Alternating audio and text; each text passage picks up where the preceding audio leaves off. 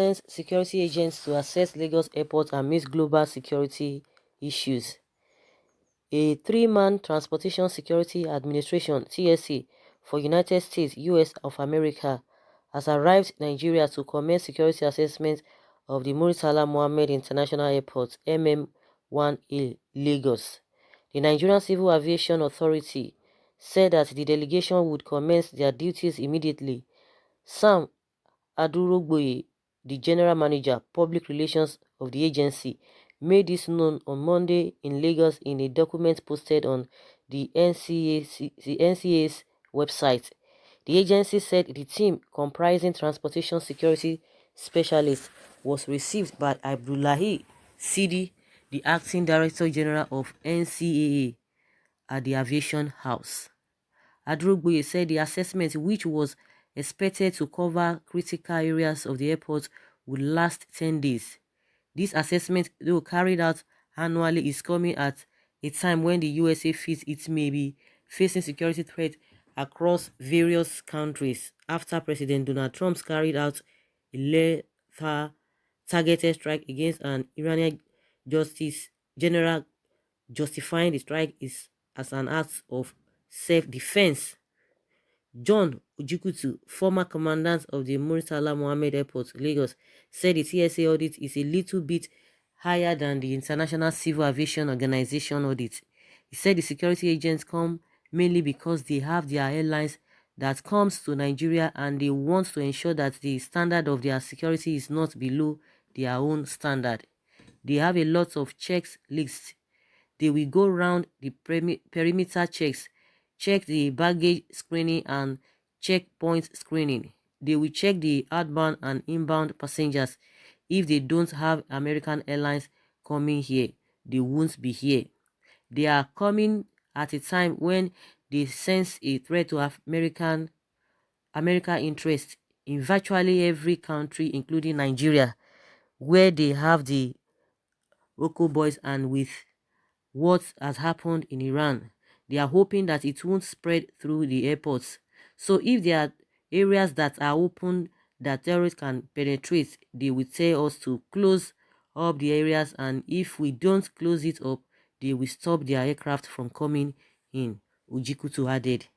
While thanking the team for the routine visit, Sidi assured them of the authorities' readiness to ensure success of the assessments.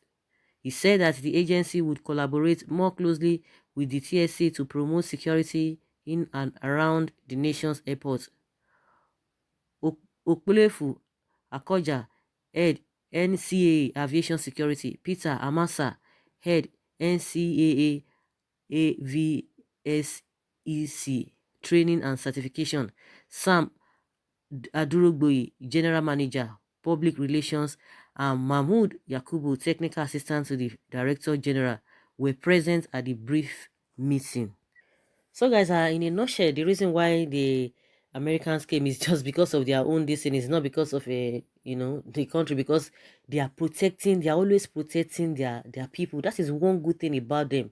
No matter what, no matter how how ordinary a person can be, in as much you are their citizen, they will go extra mile to protect you. Not only in their country, anywhere in the world. But what do we have here? Nothing. And they are so proactive. Not that they wait until something happens before they will start running a skater. Just like the initiative that Trump took, that this person, the general that was taken down, he was even planning something, but they double cross him.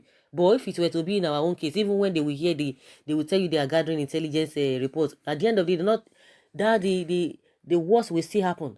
Just imagine what the DSS have been doing concerning, according to what we heard, that the president's daughter ordered the arrest of an innocent man, and at the end of the day, after detaining that gentleman for 10 days, for 10 weeks, they couldn't find anything. According to them, they called the president's daughter, and she said she was busy with her studies, just to say, okay, oh, I used the SIM card, I didn't use the SIM card. It took almost 10 weeks before the gentleman was released. And you could be surprised that they are just being overzealous. It's either they didn't even contact the girl, it's either they are just overzealous, the girl did not even send them any message. It's possible. It's either way. But we are just trying to look at what DSS has been doing. Those who always claim that they work professionally, they do things in accordance, accordance to the world standard, the best practices. But see what they are engaging. So what we are saying is that the American people, they are always, or the government, they are always trying to protect their people no matter what. But in our own case, if you are not connected, if your father is not connected, if you don't have any relationship with any all these top officials or the government officials, nothing for you, nothing for you.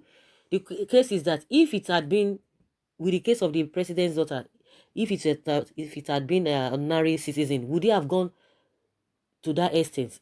At the end of the day, they were telling the gentleman they arrested, they kept in their custody, that when they were releasing, that he shouldn't, he signed an undertaking that he's not going to sue them, or he's not going to take any legal action against them. That was what they told the boy, the gentleman, and he signed just because he wanted to come out.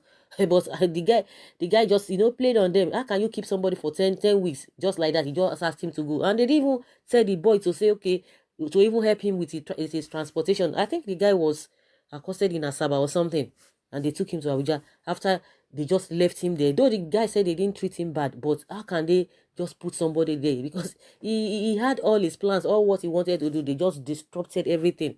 At the end of the day, nothing. And the SIM card, the boy is still using the SIM card. They left him with the SIM card.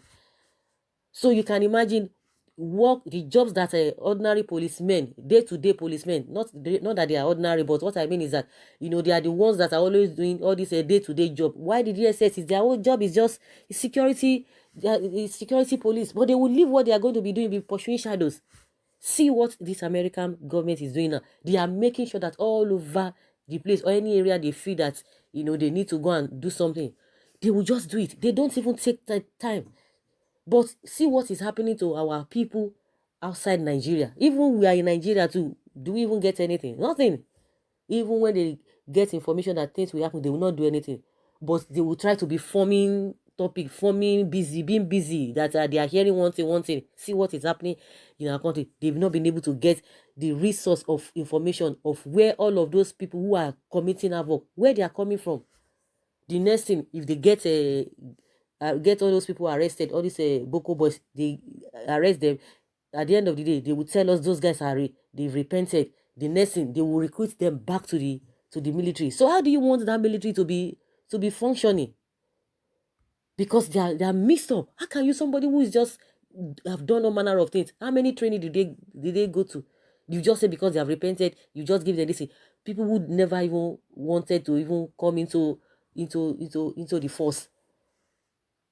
Always, people are always in that military. It is something they really want to do. They just want to help. They just want to serve their country. But somebody who just repented because they could not go back, they couldn't go back because they were arrested or captured.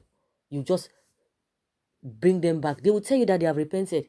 Just like this other boy, that gentleman that signed with the DSS, that if he leaves the DSS custody, that he's not going to take any legal action against them. The guy just agreed. And I'm sure that is what has been happening to all these Boko boys, that government told us that they repented. And the next thing, what you can do for them is to bring them back into the army. How will the army not get problem? How will they not have problem? So this is how, a responsible government takes care of its citizens. These guys did not come because of Nigeria. They came because of their people. They came because of their people.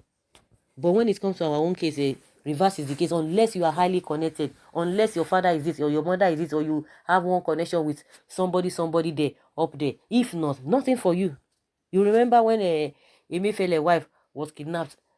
Within 24 hours, they rescued her. They brought all manner of things. They rescued her. And you see a lot of people in that condition as well. Nothing will be heard about them. Very, very unfortunate. So kudos to the American government for taking this proactive step in the first place. Someone says here that Northerners are disgracing Nigerians. Please, Trump, we will need that equipment you brought for $2 trillion to wipe all these Boko boys in Sambisa Forest, Nigeria. Nigeria soldiers don't have fighting equipment That's why they keep dying, because of bad leaders who keep looting the money. May God have mercy. We can't really blame the Americans for undermining our security system. The activities of the Northerners has affected our reputation in such way that we are now seen as a potential threat to the world. If not for the terrorism, how can the Americans impose their standard on our airport system? Hell, someone say a country that can't manage even its internal security. US coming to check and sanitize your airport for us. What a shameless country and its leaders. Someone said Nigeria be wise. US need something. Good job, Trump. I can't stop loving Trump, the God sent. Good job. Focus on northern Nigeria very well and deal with them accordingly. Some say Trump be fast to divide Nigeria, no time. I beg them to stay till the war threat from Islamic country is over. If possible, they should send their team to Abuja airport, because some people we don't know whom they are and whom are sponsoring them, and they are when they are from, and we don't even know where they are from, have started to make threats to retaliate back in Nigeria, through Nigeria, by burning US flags. People who want to start up crisis, they can't wait to see the end of the episode of their own mischievous to humanity. Someone say carry on USA, and when you are done, also visit Aso Villa and check properly, because Buhari is part of the insecurities befalling this nation. Wow. So guys, what do you think with this new for the with this USA um with the process they are going through, or what they are to do in our airports in Lagos? Just leave your comments and let's have your take.